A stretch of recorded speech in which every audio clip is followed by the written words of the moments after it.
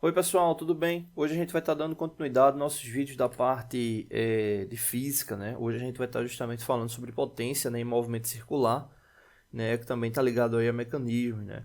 E muita gente se pergunta, né, como o que é, né, a potência, né?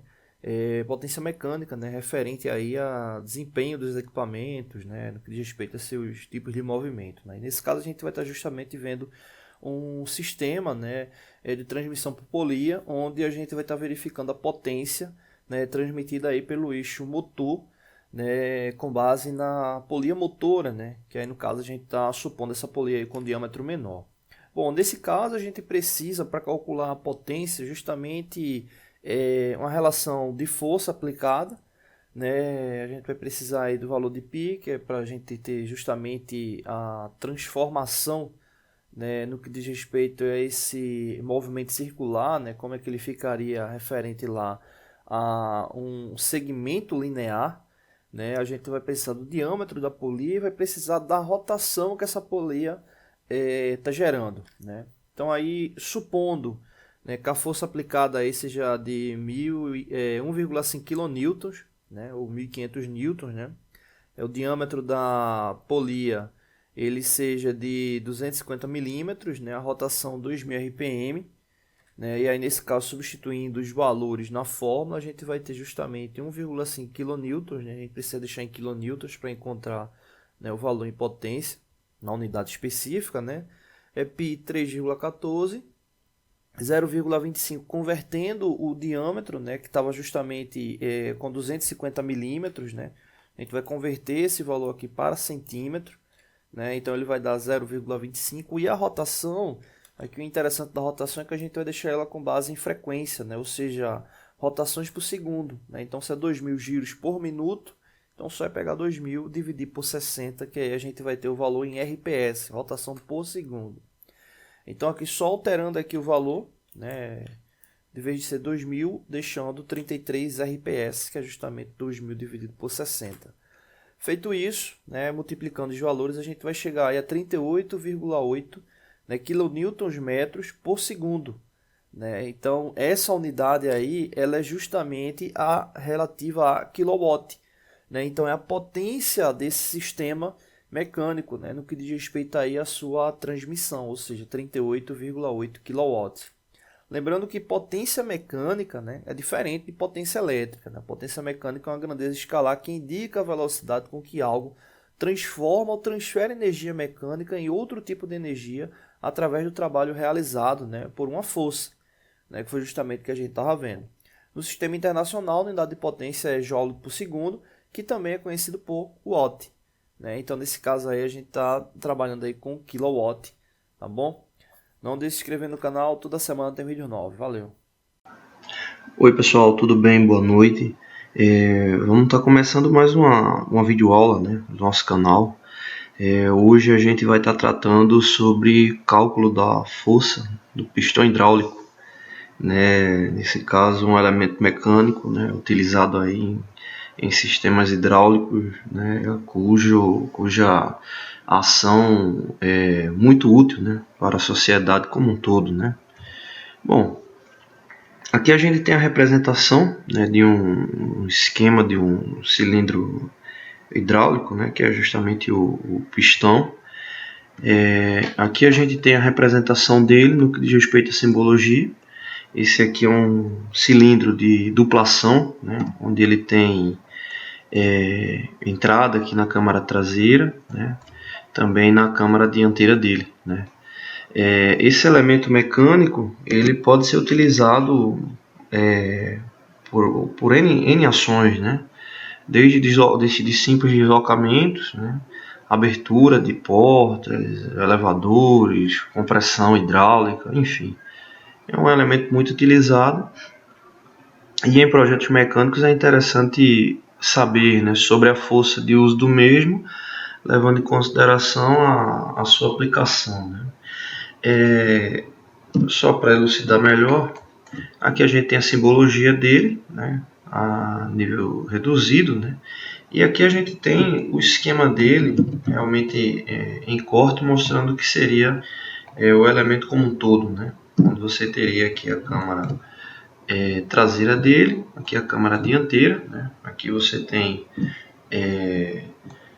a entrada, né, do fluido, e aqui também a entrada do fluido, né? E aí quando você tem a entrada de fluido de um lado e do outro você não tem essa pressão de entrada, o cilindro justamente ele consegue fazer esse deslocamento, né? Nas próximas aulas a gente vai estar tratando sobre sistemas hidráulicos, né? Depois também sistemas pneumáticos, então a gente vai poder ver melhor esse elemento, né? E aí o que evita a passagem de fluido de uma câmara para a outra são justamente os elementos de vedação, né? Você tem aqui no centro do êmbolo do cilindro, né? Bom, aqui a gente tem uma imagem dele em corte, né? Uma imagem real dele, onde a gente tem a relação para a entrada de fluido na câmara dianteira e aqui a relação para a entrada de fluido na câmara traseira dele. E aí você tem os elementos de vedação, né, entre as câmaras, né, e aqui é o elemento de vedação do êmbolo, né, dele. Né. Esse elemento aqui é onde você tem o grande esforço, né, hidráulico, né, seja força vindo de um sentido, seja força vindo do outro sentido, né. Então é importante que quando o cilindro vá avançar, né, ou recuar, você vai ter que não ter força de um lado, né, e ter a força do outro lado. Se você tiver forças iguais, né, ele tende a ficar lá em equilíbrio. Ok? Aqui uma representação gráfica, né, de um diagrama hidráulico. A gente vai ter aula, como eu disse, específica sobre essa parte hidráulica. Né? Então, os sistemas hidráulicos eles são compostos por vários elementos, né? A indicação de cada elemento vai depender do projeto que você tem, né? Desde válvulas direcionais, manômetros, bombas, filtros, reservatórios, enfim, né? E o nosso destaque está aqui para o cilindro, né? Lembrando que nesse caso é um cilindro de duplação, né? Existem outros tipos de cilindro também, né? Para o nosso caso, para o cálculo da força, não vai ter implicação quanto ao tipo de cilindro, né? Porque ele vai levar em consideração a relação da área, né? Então você vai ter área de contato de um lado, área de contato do outro, né? Então é o que vai estar relacionado aí com a força do mesmo, né? Bom, para o cálculo da força, né, efetiva do pistão, aqui está a fórmula indicativa, né? A força vai ser igual à pressão efetiva vezes a área de contato, né, e o grau de eficiência lá do sistema, né? Então isso aqui vai estar sendo relacionado com a força, né, do elemento em questão. Aqui estão os dados para vocês anotarem, né? Então aqui a gente tem as indicações, né, o de que representa cada um dos elementos, tá bom? Bom, o nosso exemplo ele vai levar em consideração um cilindro hidráulico com os seguintes dados, né? Diâmetro 1, 80 mm, diâmetro 2, 42 mm, a eficiência, né, 0,8, 80%, e a pressão efetiva de 45 bar. Essas unidades elas podem variar, né? Depois, uma explicação sobre a questão de conversão delas, né? Poderia ter esses diâmetros aí em polegada, a pressão também em outro tipo de unidade, mas vamos trabalhar com essas aí, que tendo necessidade de conversão a gente aplica elas, né? No diagrama aqui do cilindro, só para vocês terem a noção, né, esse diâmetro 1 aqui de 80 mm é o diâmetro da câmara traseira dele, né? Esse diâmetro aqui ele leva em consideração esse diâmetro aí marcado, né? É um diâmetro maior. Já esse segundo diâmetro aqui, ele leva em consideração o diâmetro da haste do cilindro, né?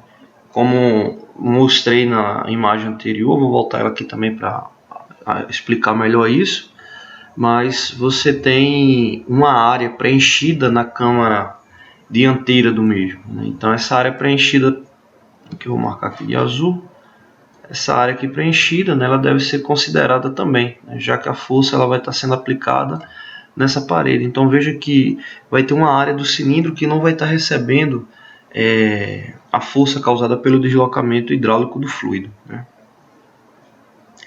Então, para mostrar aqui, né, aqui, ó, aqui a gente tem justamente a área, né, onde você vai ter contato do fluido hidráulico, e aqui você tem a área que não vai ter contato, né, que é justamente esse diâmetro dessa haste. Então por isso que você tem diâmetros diferentes, né, já que aqui você vai ter um contato maior. Então por isso que você tem que saber essas duas áreas, porque quando a força estiver sendo aplicada nessas áreas, você vai ter áreas diferentes e consequentemente forças diferentes, né? Voltando à questão, com os dados aí aplicados, o que é que a gente tem que ficar atento? A relação de conversão, caso seja necessário, né? E entender essa questão da aplicação, seja na câmara dianteira ou seja na câmara traseira. Por que essa questão da câmara dianteira e câmara traseira? Porque você vai ter uma força no avanço e vai ter uma força no recuo, né? O que significa? Mesmo que você tenha um sistema como esse aí indicado, que vai ter uma pressão de 45 bar, mas você vai ter áreas de contato diferentes. Então, consequentemente, você vai ter mais força em um lado do que do outro. Por isso é muito comum nesses circuitos, né, válvulas reguladoras de fluxo para poder equilibrar a força do mesmo. Então, no caso, é para calcular o avanço e o recuo do mesmo. O primeiro detalhe aí referente às áreas, né, como a gente viu na fórmula. Então você tem a área 1 e tem a área 2, que é essa aqui do diâmetro da haste, né? E nesse caso a gente teve a informação dos diâmetros e aí a gente precisa converter para a área, né? Então a fórmula específica está aqui, πr ao quadrado, já que é referente a uma área circular. Convertendo, né, o primeiro diâmetro para a área, você vai ter, na verdade não vai converter o diâmetro para a área, né, você vai calcular a área com base no diâmetro informado. Então você tem 80 milímetros, converter aqui para centímetro, dá 8 centímetros. Então aplicando na fórmula πr ao quadrado, a gente vai ter, vou estar usando 3,14 como π, e esse 4 ao quadrado, o que é? É o raio. O raio da onde? Desse diâmetro informado, né? Então, realizando esse cálculo aqui, 4 ao quadrado vezes 3,14, eu vou encontrar a área de 50,26 centímetros quadrados. Então, essa área aqui, ela está relativa a esse diâmetro aqui da câmara traseira do cilindro, né? Então, vou pegar esse dado aí e deixar ele guardado, tá bom? Depois, calcular a área 2, né? A área 2, o diâmetro já tinha sido informado, 4,2 centímetros, ou melhor, foi informado em milímetros, né? 42 milímetros, e aí convertido para 4,2 centímetros. Né? Então, que área é essa aqui? É referente à área da haste do cilindro, né? Então, aplicando a fórmula πr ao quadrado, a gente vai ter 3,14, que é referente ao π, e o r, que é justamente o raio desse valor aqui indicado de 4,2 centímetros. Né? Então, 2,1 centímetros elevado ao quadrado. Realizando esse cálculo, a gente vai encontrar essa área aqui, e essa área está ligada à área da haste, diâmetro da haste. Tá bom? Então, a gente já tem os dois resultados, as duas áreas. Então, a gente já pode estar prosseguindo aí no cálculo, né? O cálculo da força no avanço. Primeiro detalhe, aqui eu já coloquei direto, mas é preciso converter para a gente manter essa relação aqui do centímetro, né? Que conversão é essa que eu estou falando? No texto foi informado 45 bar. Então, eu preciso converter essa unidade para Newton por centímetro quadrado, né? Então, basta multiplicar por 10 para poder encontrar o valor em Newton por centímetro quadrado. Né? Então, 45 bar equivale a 45 newtons por centímetro quadrado. né? Como esse é o cálculo da força no avanço, a área que eu vou usar é a área traseira, né? Então a área que tem maior contato, né? Então eu tenho 450 newtons por centímetro quadrado, que é referente à conversão do 45 bar, multiplicado pela área encontrada e pela eficiência. Agora, de onde é que vem essa eficiência? Existem cálculos para se chegar à eficiência do sistema e tem alguns fabricantes também que informam, né, uma estimativa lá referente à eficiência, né? Então, é um dado que você pode estar encontrando pelo fabricante e estar calculando. O que você tem que ficar atento é o seguinte: o sistema em uso, ele sempre tende a perder eficiência com o tempo de uso dele. Então, por isso que é necessário manutenções periódicas e justamente estar analisando, né, o quanto é que eu teria de vazão estimada e o quanto é que eu teria de vazão real, né? Então, no sistema hidráulico, né, já que trabalha com bombas hidráulicas, né? Então é um tipo de verificação de eficiência, né? Ou até fazer um cálculo levando em consideração a força e fazer um teste de força do mesmo, né, considerando uma eficiência de 100% e vendo quanto é que está tendo diferença de força para ter um parâmetro, né? Mas é interessante não estar utilizando a força como um todo, né, para não ter nenhum problema referente a esse deslocamento, tá bom? Então são os três dados. Fazendo a multiplicação, eu vou estar encontrando aqui a força em newtons, né? Aí aproximadamente é 18.000 newtons. Essa força é referente ao que? Força no avanço aí do cilindro hidráulico, né? Então agora eu preciso calcular a força no recuo do mesmo. Para o recuo, o que é que eu tenho que ficar atento?